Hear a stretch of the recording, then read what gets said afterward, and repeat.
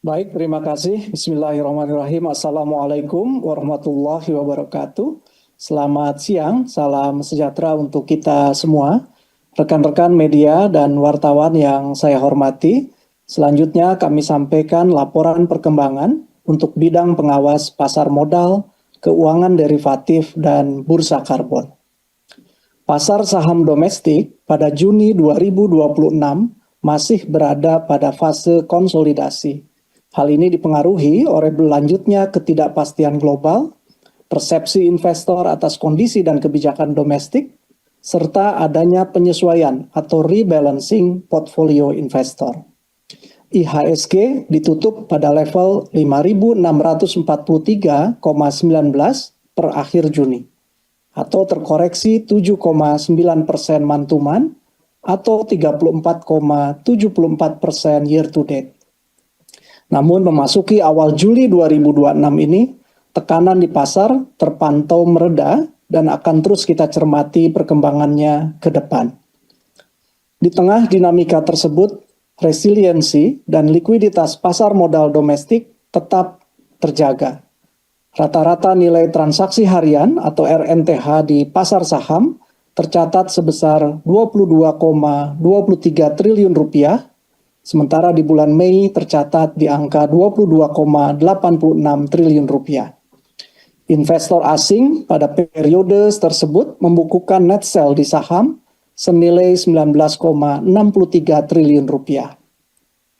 Di pasar obligasi, Indonesia Composite Bond Index (ICBI) pada Juni 2026 ditutup di level 429,85 atau terkoreksi 1,69% month-to-month. Di sisi lain, minat investor asing terhadap SBN terpantau positif. Hal ini tercermin dari net buy di pasar SBN sebesar 22,43 triliun rupiah month-to-month. Kinerja industri pengelola investasi mengalami moderasi di bulan laporan. Nilai aktiva bersih NAB reksadana mencapai angka 652,9 triliun rupiah atau mengalami penurunan 4,79% month-to-month atau 3,32% year to date.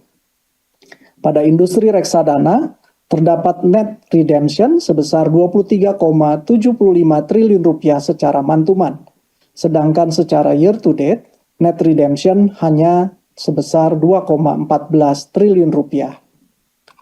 Jumlah investor di pasar modal melanjutkan tren peningkatan secara signifikan. Tercatat penambahan sebanyak 1,21 juta investor month-to-month di bulan Juni 2026, sehingga total jumlah investor telah mencapai angka 28,96 juta atau telah tumbuh 42,22% year to date.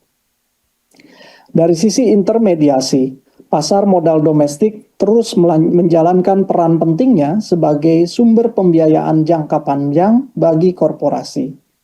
Hingga Juni 2026 secara year to date, nilai fundraising oleh korporasi di pasar modal telah mencapai angka 112,67 triliun rupiah. Dan masih terdapat 11 rencana penawaran umum di dalam pipeline. Untuk penggalangan dana melalui securities crowdfunding (SCF), total nilai dana dihimpun telah mencapai angka 1,98 triliun rupiah. Di pasar keuangan derivatif, volume transaksi secara akumulatif mencapai 235.343 lot. Sementara di bursa karbon, secara agregat hingga Juni 2026 terdapat 155 pengguna jasa yang telah terdaftar dan volume transaksi tercatat sebanyak 1,98 juta tons of carbon dioxide equivalent, dengan akumulasi nilai transaksi mencapai 93,81 miliar rupiah. Pada bulan Juni 2026, terdapat 2 laporan yang dirilis oleh MSCI. Pertama adalah pengumuman Global Market Accessibility Review di tanggal 18 Juni 2026.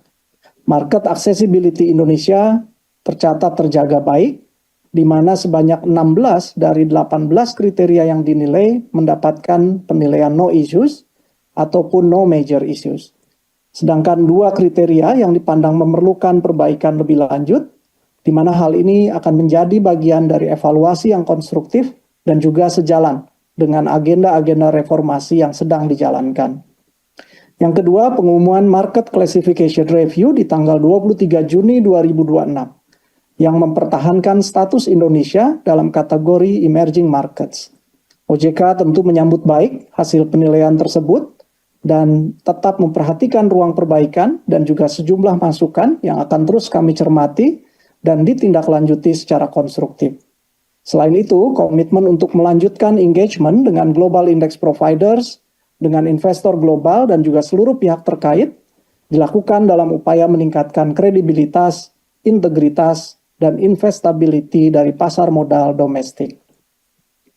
Mengantisipasi dinamika pasar, OJK juga melanjutkan penguatan koordinasi dengan SRO dan stakeholders terkait untuk memastikan transaksi perdagangan, manajemen risiko, dan penyelesaian transaksi di pasar modal tetap dapat berjalan dengan baik.